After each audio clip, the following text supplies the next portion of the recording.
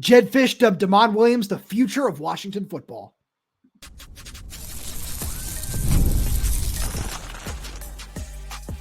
You are Locked On Huskies, your daily podcast on the Washington Huskies, part of the Locked On Podcast Network, your team every day.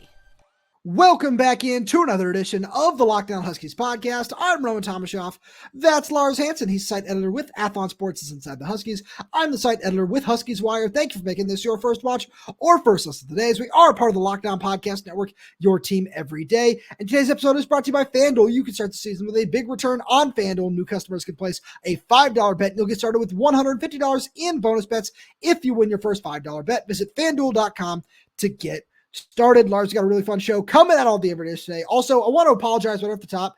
I got a couple of notes that, hey, the audio wasn't necessarily perfect on yesterday's show. That was the case. 100% on me. Had some power outages up here in Redmond over the weekend. Was not fun to deal with. I'm sure it messed with the internet a little bit, but hopefully it sounds better today. On today's show, we're going to have a lot of fun. We're going to talk about if it's a great opportunity for the defense, especially the running defense, to get right against USC. We're going to talk about Jedd Fisch's thoughts about offensive line building, which he went in depth on during his Monday press conference.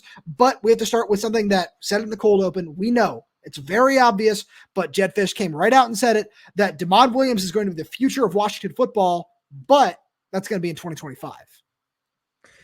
Do we have the breaking news that like the I wish. and I'm talking like the 90s one. We need like the 90s like no, I don't. I have background music on here, but that is not one of them, unfortunately. Because again, like obviously the biggest breaking news story of the century and year was Jedd declaring him on the future. Which again, and we both, tweeted that out. We both knew in the moment. I said it in the summer where it's like he's gonna play 6 games or more. And our discussion was, well, he's going to get 4, but where's that 5th and 6th? And then I'm like, well, I can't. And again, that wasn't, to be clear, that wasn't sourced. I guess I should say that. Like it was a hunch. Maybe was, a couple of conversations were had, but it wasn't like I was told, hey, like this is going to happen. Guaranteed he's playing a full season. I didn't necessarily think he would get all 12. Now then you kind of look at it and say, oh, well, okay, now I see how the math is working here. And it makes perfect sense. But the reason why I think Jedd came out and said it this week is what I pointed out to, I think, you after the press conference, and I wanted to actually ask this in the question, but I wasn't able to get the question in there today, was Damon only played 8 snaps against Indiana. If there was a game in terms of, we will talk about the Iowa game the 2 weeks before and things like that, where in the UCLA game coming up after, a couple of weeks from now. But like at that point, it's almost like there's no point in doing it. Which, again, gets back to you don't abandon Will at this point. Jedd made it very clear, not in just talking about Damon, but look, the first interception, not on Will. So he's really only thrown 3 picks this season, 13-3, 14-3, whatever his touchdown to INT ratio is. That's fine. Like Will, has he been Michael Penix? No. But if anybody, and I want to give a shout out to somebody I don't know as well, but friend-ish of the program, big UW Twitter guy, Coker, has pointed out perfectly many times. Shout out Coker. I don't know. I didn't want to break the wall there, but I know you know him a little bit better than I do.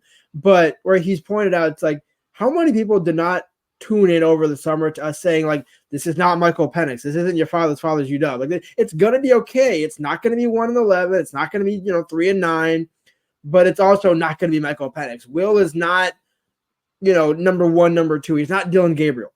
But he's also not I'm trying to think of a good quarterback. He's not Michigan's quarterbacks. Like, he's not that bad. Right. And so that's something where I was talking to our good buddy Jake Butt right before we recorded this on Monday.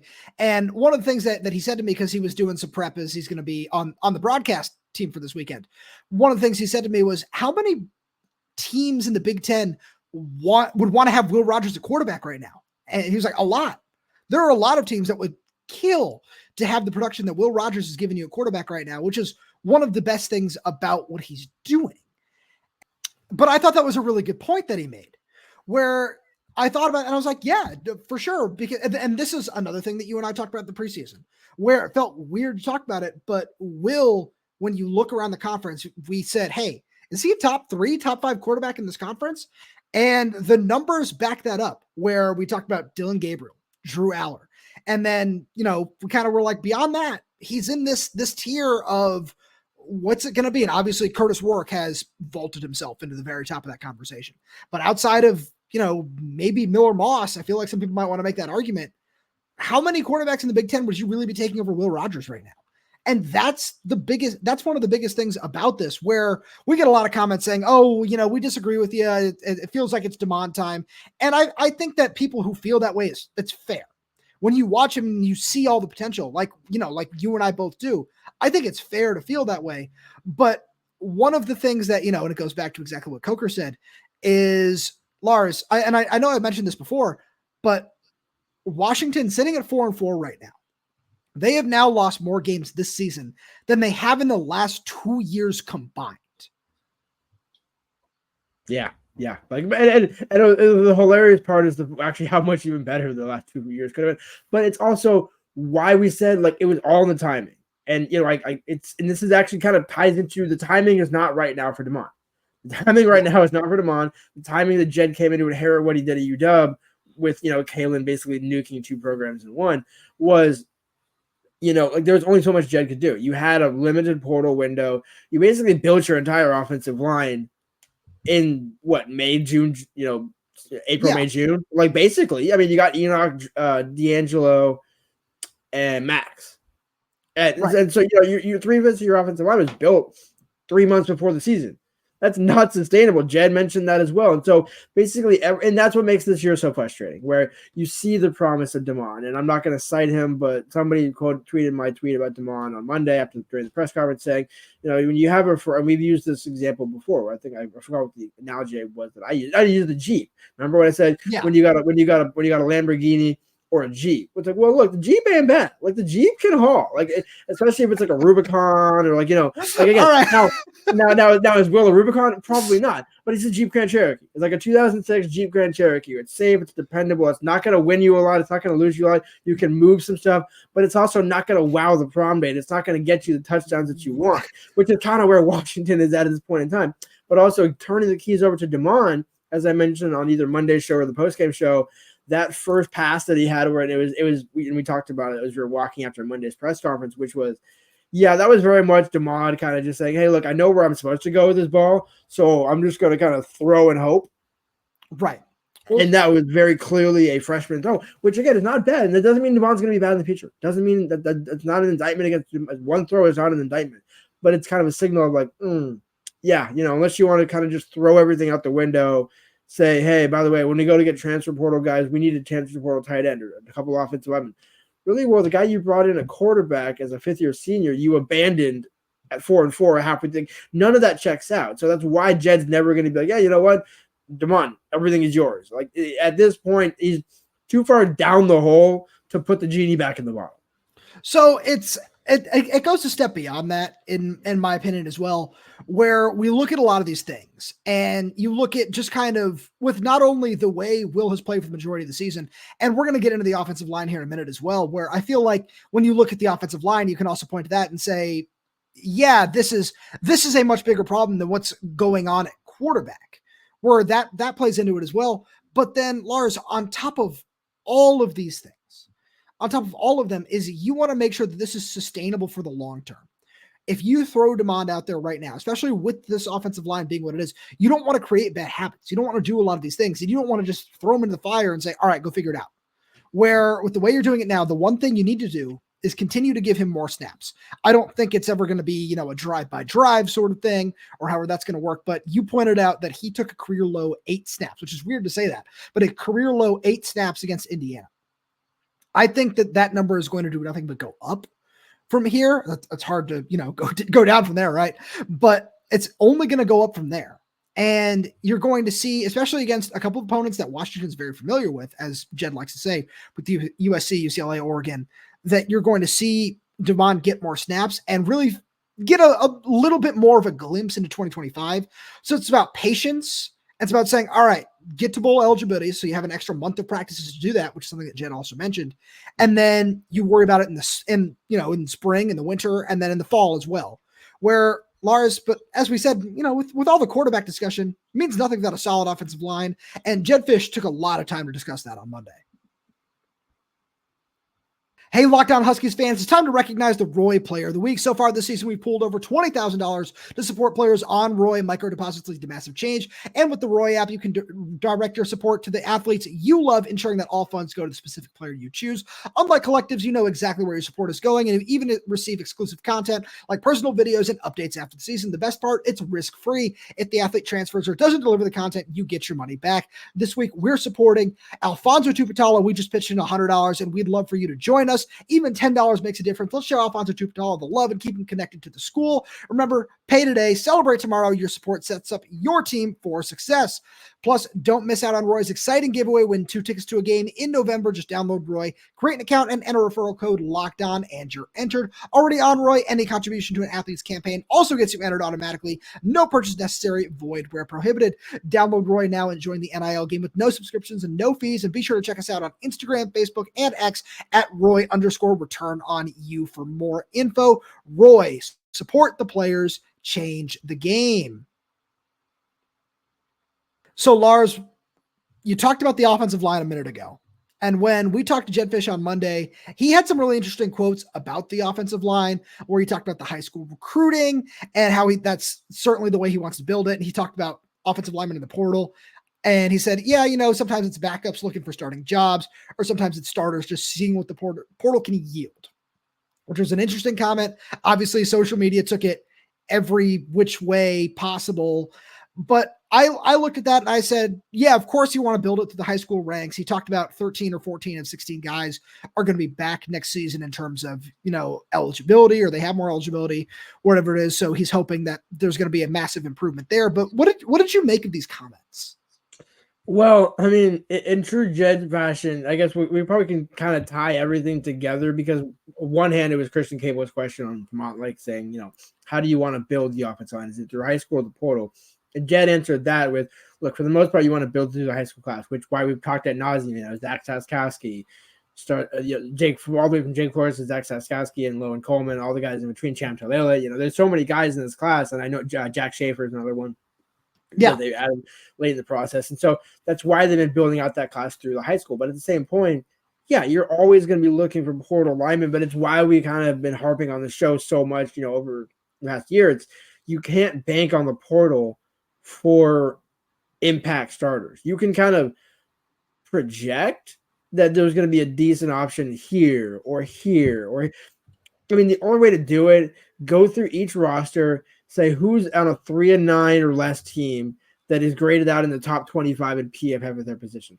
Those are the guys that you're probably saying, hey, you know what? He's either going to the draft or going to the portal. I'm sure otherwise you have no guess. You're just guessing who's going to be in the portal. But my point is, you can't really lean on, because that's what Jedd said. I agree. You're getting basically backups and maybe one impact starter, and everybody in the country is wanting him. Which is what we saw in the spring.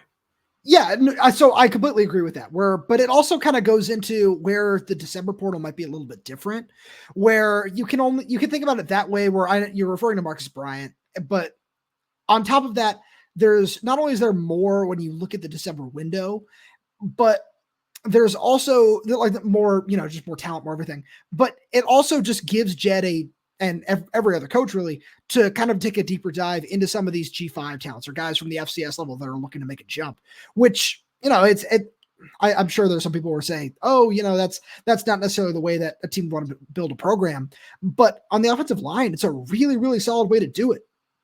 There's always going to be a lot of good talent there. And then on top of that, I feel that next year, one of the other reasons I think we're going to see a significant improvement in the offensive line play next season is we're going to see some of these guys that are a little bit older get more experience, and get more reps.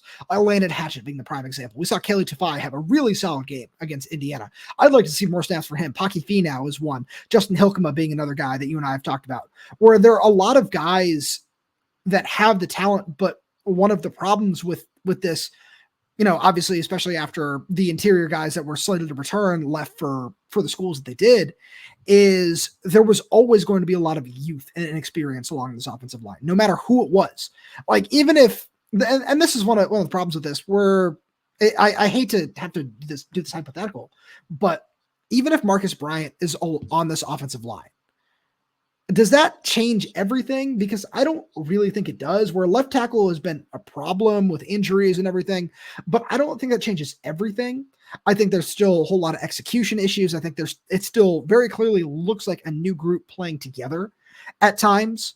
But when I just look to the future, I see, okay, yeah, for sure. And I think that I keep having to bring it back to the Arizona stuff here, where we look at what Jedd's offensive line looked like at Arizona in year 2, and especially in year 3, where the guys that were in the program and were developed got there and were in the positions that, not just positions to succeed, but in positions where the coaching staff felt comfortable with them.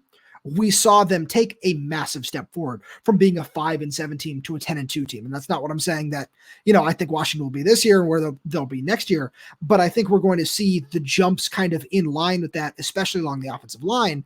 And, as one of the big arguments has been throughout the season, it's especially from people who say, all right, well, where's the execution?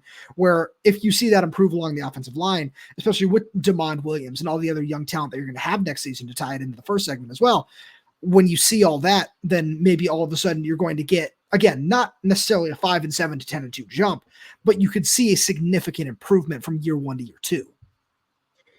So I'm with you. The only, there's all good points made there, but I think this is kind of what separates Washington from where they are now to where they could be this year had certain things gone. Because you mentioned, would they be that much different with Marcus Bryant? Well, I went down a rabbit hole as you were making several great points there on PFF, where I was like, you know what? Let's ask that question, because I'm going to run down a few things here, give you a few numbers. Kaylee Tafai is the highest rated UW offensive lineman in pass blocking, 14th in the Big Ten in terms of all center guard tackles, no running back or tackles. Right. 14th, no snap minimum, anything. That's where he's at. So highest rated right there. The next highest graded UW offensive lineman, you have to get beyond the 150 mark in the Big Ten. It's Paki Finau with 9 snaps. Marcus Bryant has played 540 snaps, all 8 games at Missouri at left tackle. Is about, I think Missouri's looks like their 12th highest graded player. So again, not that great, right? So in terms of would he be that great, but he's only given up 3 sacks. Not a lot, and he's given up, I'm trying to look at it, because the reason I say that, and 14 pressures. Where you go look at Washington's offensive line, it's okay. Would you rather have that, or would you rather have Washington, which you're looking at it saying, okay, your best veteran offensive tackle? Arguably, I what Jedd said today, where it's the healthiest one is probably Drew Azzopardi. The healthiest one with the starter is going to be guard, and then it's Adam Muhammad. Okay. Also, you're going down a long. Drew and Azzopardi are the 2 lowest graded guys, so that's a significant difference there.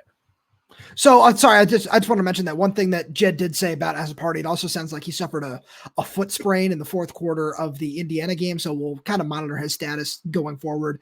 But I think it all just kind of lends to Fisch's, and it's something I'm going to keep referencing with it. You and I talked about over the bye week, is he talked about the influx of talent. He talked about a whole lot of things that this team needs, which I don't necessarily know is always going to be the best messaging in terms of, especially in November with 4 games left.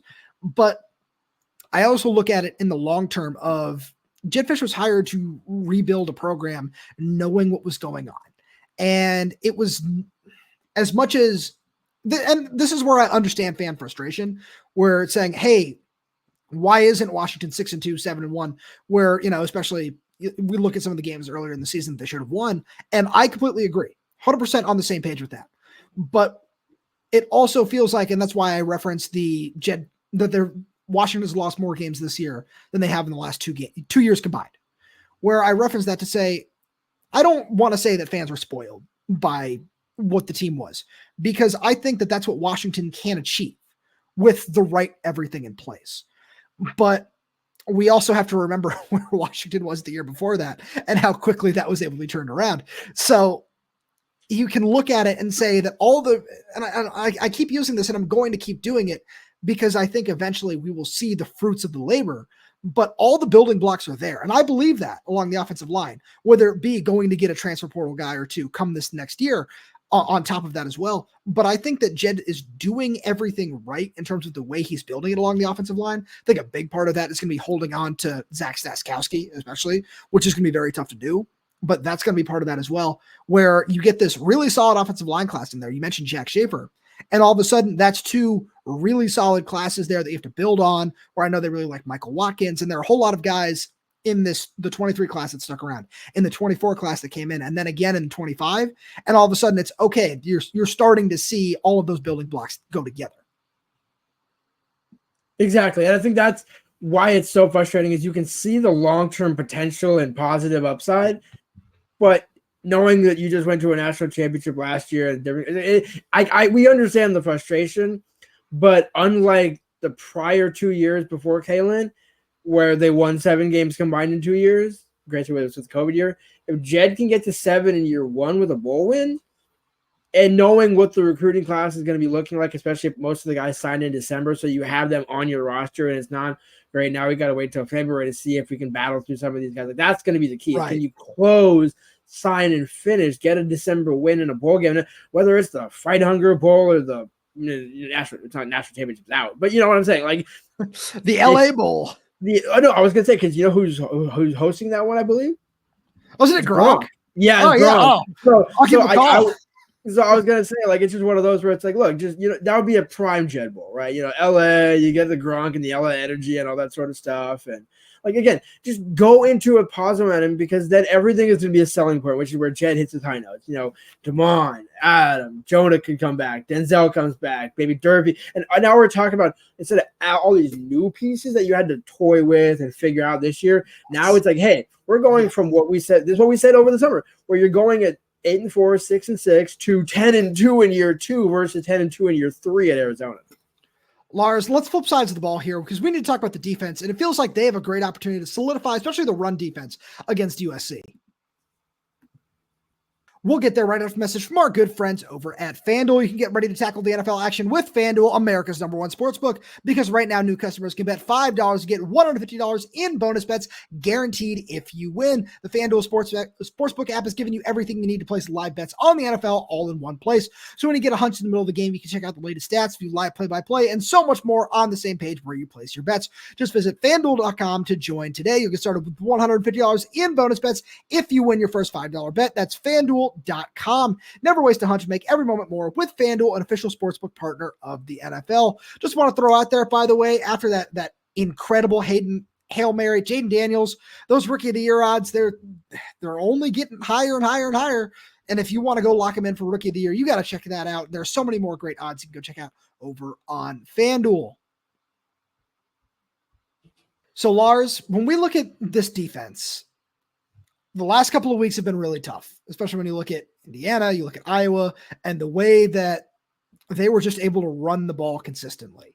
Now, Lincoln Riley's coming in, and he's not necessarily the biggest fan of, I can salt this game away. Yeah, I'm going to run the ball over and over and over and over again.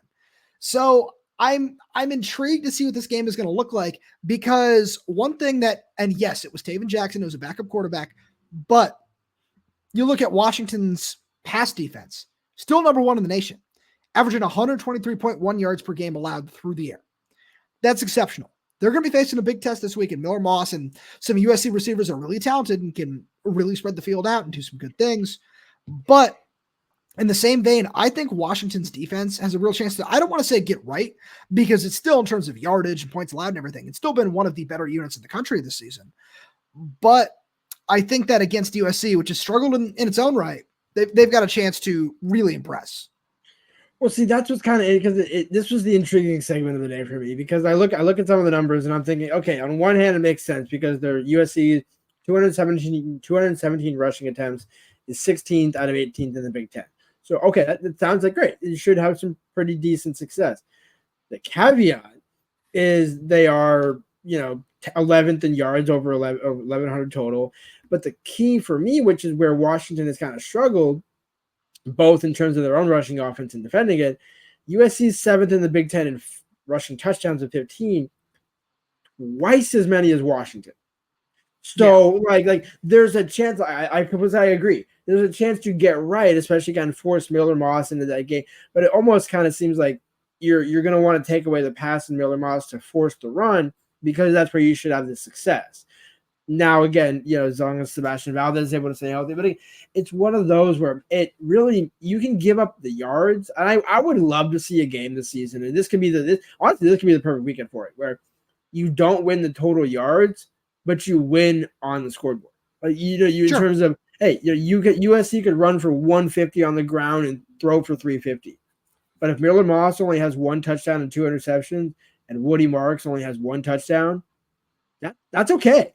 Because then I think now, especially at home, you're in a position where if you're talking about 17 to 21, 24 points, at home, I hope, I don't have any expectation for it, but I hope that UW would be able to score at least 25 points at home and come out with a win. So as long as you're able to do that, because again, that's what this defense has to do. You're not talking about playing all worldly. You don't have to be Iowa 2022-23, which is basically, hey, we have no pulse of an offense. Our punter is our MVP and our defenses are, like A1 unit. Where, okay, great. We have a great defense, solid special teams, and no offense. What is wrong? UW has a decent offense, no special teams, and a pretty strong defense. So it's like, which one can actually kind of play off of each other to make this thing work? So I hear you. One thing that I'm really interested in this, where the run defense is one thing where it feels like, especially after the loss of Javon Parker, that was really tough for this run defense as a whole, where without him, the depth has been a little bit thinner than you might like for, one reason or another. But when I look at this, I say, I'm really interested to see what the pass rush can do, because you look at these last couple of games, and one thing that you and I were really excited about was the pass rush depth along this defensive line. Where, let's see if Zach Durfee plays. I know Jedd Fisch talked about him on Monday saying he's got turf toe in both of his feet, which that just, first of all, it sounds horrible. Feel really bad for him, or that it's really hard to just cut and be explosive off of something like that. So he said that he's seeing a foot specialist on Monday, just keep us updated on his status throughout the week.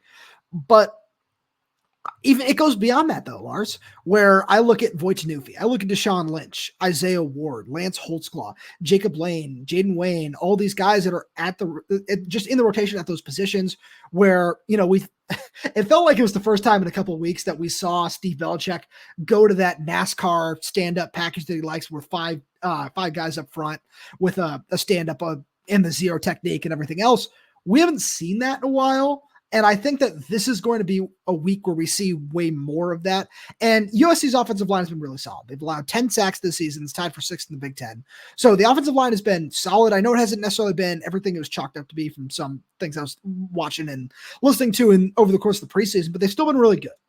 But I think with what one of Washington's strengths is defensively, it's with the ability to get pressure with a lot of those edge guys. So this could be a really nice week for them to get after Miller Moss and maybe have a 3 or a 4 sack game, or something I'd like to see. Well, it can't be worse than what they did against Indiana. 2 pressures. Yeah. Hey, when you run the ball for the entirety of the second half like that does make it tough. But you're absolutely right. But this is why it's also the part of the run game is establishing your will, and to your point about Javon Parker. I'm glad you brought that up, because again, the reigning defending undefeated champion of UW run defense is still Javon Parker on PFF. It's right. Still Javon, and again, now he did set the bar high. I think 85%. Sebastian Valdez next closest at 79, but that's kind of the problem. Is it's like after that, it's almost like the offensive line where it's like, hey, there's a couple of good guys, and then there's a whole lot of questions. Where it's like, now there's a better crop on defense, I would say, in terms of from what we've seen. Where you talk about Jaden Wayne, you talk about Voitanufi, you talk about we haven't seen as much Bryce Butler. Part of that is going to be the situation that arose during the season, shall we say? Yeah, that kept him out a couple of games. Again, nothing punitive, nothing negative in terms of something he did to the team that he's being penalized for. Just a personal situation. We're not going to go into it, but just to clarify, it's like the personal, just set it aside. But we look at some other guys and it's like, okay, where's Elenius Davis? Where's some of these other guys that we kind of been talking about? We're like, hey, you could be there. You could step up and do some good things in the run game. And it's just, we haven't seen it consistently. And I think that's kind of what you're hitting at, where it's like, hey, we haven't seen that NASCAR package in a while. Now we haven't seen, X, Y, and Z in a certain while. And it's like, yes, you want to keep rotating bodies and be fresh, but it's almost like at some point it's like you're kind of pivoting between. No, that's not what it is. It's game script. It's not. It has nothing to do with because why are you going to do that against Iowa on 3rd and 9 when you more often than not they're still going to try to find a way to run the ball? That's more what I'm saying there. But my point when I say those things is USC is. Especially as Jedd continues to try to build this team, as we talked about throughout the show, continue to try to build this team for what the Big Ten is, USC is still built in a similar way to what Washington is. So you can find ways to exploit those matchups that you still have and the advantages that you do have. Whereas we saw, especially at Iowa, is the example I keep bringing up, where you saw that strength and that physicality up front and the willingness to just run the ball down your throat all day long. That's where my point in all this lies, is that's not what USC wants to do. USC has a really good back in Woody Marks. I'm a huge fan of his game. But when I look at this USC team and I look at Lincoln Riley's tendencies specifically, that's not how he wants to beat you. That's not how he's going to beat you. He's going to find ways to do that through the air. And that could play right into Washington's hands. Right, which is why, to tie all this together, it's why I mentioned that USC doesn't have a ton of rushing yards or, middle of the pack and then lower in attempts, but they still get in the end zone. So that's, to me, where it's like, hey, we're talking those goal line packages, those big, big key moments more than USC can rush for 120 or 60, but you can also give up 3 touchdowns in either one of those total yardage. So it's about, if you can contain Miller Moss, force USC into more running down, shall we say, or check downs and whatever. We know Lincoln's going to still try and throw it. So it's just whatever you can try and force USC into running more, that's where your edge is going to come away. Because if USC can get going in the passing game, it will run back the script of Iowa. Lars, as always, thank you so much for being here. Thank you to all everydayers tuning in. We really do appreciate your support, and thank you so much for making Locked On Huskies your first listen today. Now for your second listen, check out the Locked On Big Ten podcast. Our guy Craig Sheeman puts the Big Ten first when everyone else overlooks it. Find Locked On Big Ten on YouTube or wherever else you listen to your podcasts. And if you like everything we got to offer, make sure you subscribe wherever you get your podcasts on here. That's YouTube, Spotify, Apple Music, Amazon Music. We're there. We're everywhere. We're updating this channel with new content every single day. So make sure you click that like button, click the little bell so you never miss when we post new video. If you have any questions, comments, concerns, drop them right down below in the comment section. And if you're audio only, please leave us a 5-star review, as it does help us out a lot. Thank you so much for tuning in, and we'll talk to you on Wednesday.